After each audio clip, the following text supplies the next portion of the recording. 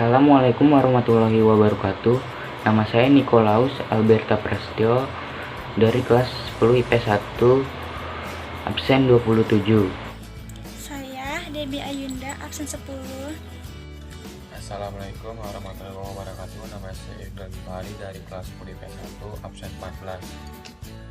Nama saya Tarisa Nurul Ramadhani dari 10 IPS 1, nomor absen 35. Assalamualaikum warahmatullahi wabarakatuh. Nama saya Muhammad Abdul Syahab dari kelas 10 IPS 1 absen 21. Nama saya Wildana Sofiratna dari kelas IPS 1, nomor absen saya 38. Perkenalkan, nama saya Aditya Saputra, absen 2. Nama saya Safira Fiona dari kelas 10 IPS 1, absen 31.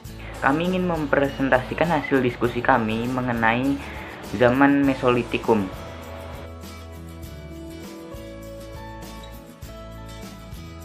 Kehidupan sosial dan cara bertahan hidup. Kalau ditanya, kehidupan sudah berbeda dengan zaman sebelumnya, tidak jauh berbeda sih. Mereka masih memenuhi kebutuhan keseharian dengan mengumpulkan makanan dan juga berburu. Tapi pada zaman ini manusia lebih cerdas dibandingkan dengan para pendahulunya. Mereka sudah memulai menetap dan membangun tempat tinggal yang semi permanen, dan mereka juga mulai bercocok tanam. Meskipun dengan cara yang masih sederhana. Manusia yang hidup di zaman batu tengah ini sudah mempunyai kemampuan untuk membuat gerabah dari bahan tanah liat.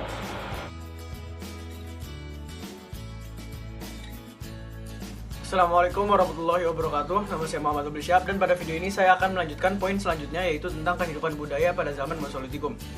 Yang pertama itu adalah peradaban Abris Saus Roche. Peradaban ini di mana manusia telah tinggal di suatu gua yang dapat kita jumpai pada kebudayaan Sampung Bon di Gua Lawa dekat Sampung Ponorogo, Jawa Timur. Beberapa temuan di Lamoncong, Sulawesi Selatan tahun 1928 sampai 1931 oleh Van Steen Salevans seperti tulang manusia jenis Papua melansoid, flakes, alat-alat dari tulang, tanduk juga semakin memperkuat adanya kebudayaan ini.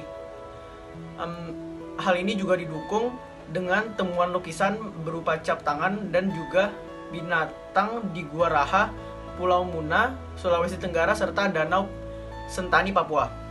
Sekian penjelasan saya tentang kehidupan budaya pada zaman Mesolitikum, dan pembahasan tentang kehidupan budaya zaman Mesolitikum selanjutnya akan dilanjutkan oleh Tarisa Nurul Ramadhani. Wassalamualaikum warahmatullahi wabarakatuh. Kehidupan budaya Mesolitikum yaitu tinggal di tepi pantai. Selain di dalam gua, manusia di zaman Mesolitikum juga tinggal di sepanjang pantai dengan mendirikan rumah panggung sederhana. Hal ini juga menghasilkan berbagai tumpukan sampah yang berasal dari kulit siput dan kerang yang tertampung tepat di bawah rumah. Sampah tersebut disebut sebagai kejokan modingar, kejokan dapur modingar sampah. Temuan sampah dapur ini banyak terdapat di daerah pantai timur Sumatera antara Langsa sampai Medan. Faktor perkembangan budaya yaitu keadaan alamnya relatif stabil sehingga manusia di zaman ini dapat hidup dengan lebih tenang. Sehingga dengan hal itu mereka dapat mengembangkan kebudayaan dengan lebih nyaman.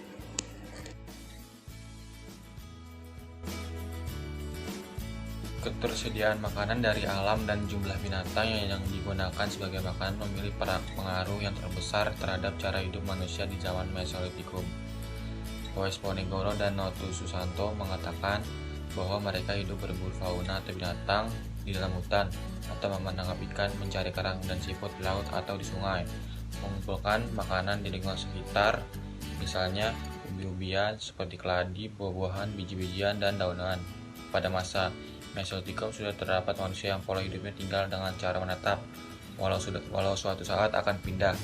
Kelompok manusia yang tinggal di gua memilih tempat yang didekatnya dengan sumber air. Terdapat binatang untuk dijadikan sebagai buruan yang sudah dirasa hampir habis atau tidak mencukupi kebutuhan makanan kelompok manusia yang mendiami daerah tersebut. Mereka memilih gua-gua yang tidak jauh dari sumber air atau di dekat sungai yang mengandung sumber-sumber makanan seperti kerang, ikan, dan siput. Di gua ini mereka melangsungkan hidupnya selama lingkungannya di sekitar masih terdapat sumber. Jika sumber makanannya seperti air dan yang lain-lain buruannya, jika berkurang dia akan pindah mencari tempat yang lebih subur.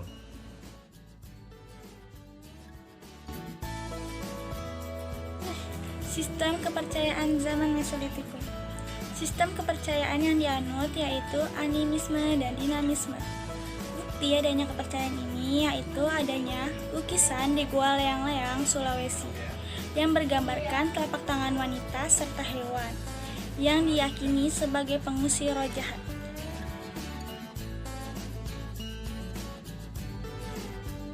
Di sini akan menjelaskan hasil budaya manusia purba pada zaman ini masih menggunakan alat-alat yang terbuat dari tulang dan tanduk hewan untuk digunakan dalam kehidupan sehari-hari, seperti pada zaman untuk mengumpulkan makanan di zaman Paleolitik.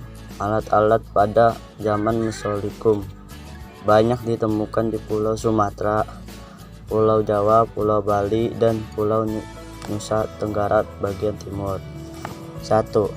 Ambrius Hortot atau tempat tinggal dalam gua merupakan tempat tinggal zaman Praksara di dalam batu karang untuk berlindung dari cuaca dan binatang buas. 2. Gunung sampah pantai pada manusia Mesolitik yang menempati pantai sebagai tempat tinggalnya.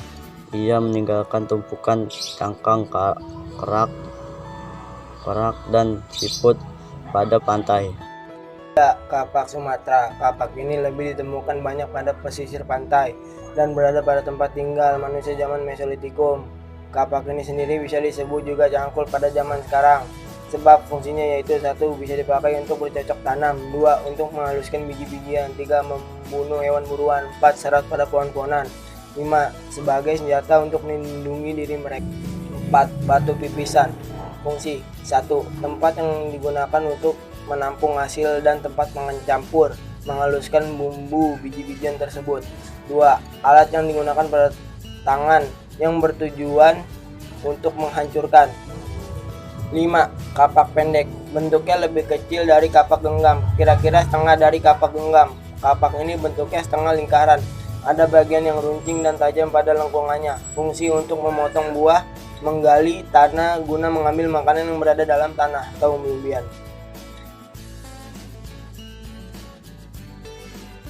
Manusia purba pada zaman Mesolitikum. Manusia purba pada zaman Mesolitikum memiliki kecerdasan yang lebih dibandingkan dengan manusia purba zaman sebelumnya, yaitu zaman Paleolitikum. Dengan tatanan sosial yang lebih rapi, tertata dan juga maju menjadi bukti pada saat itu bahwa zaman ini lebih baik. Salah satu jenis manusia pendukung zaman ini adalah bangsa Melanozoik. Bangsa ini menyerupai nenek moyang orang Sakai, Aeta, Aborigin, dan juga Papua. Sekian presentasi dari kelompok kami. Kurang lebihnya mohon dimaafkan. Wassalamualaikum warahmatullahi wabarakatuh.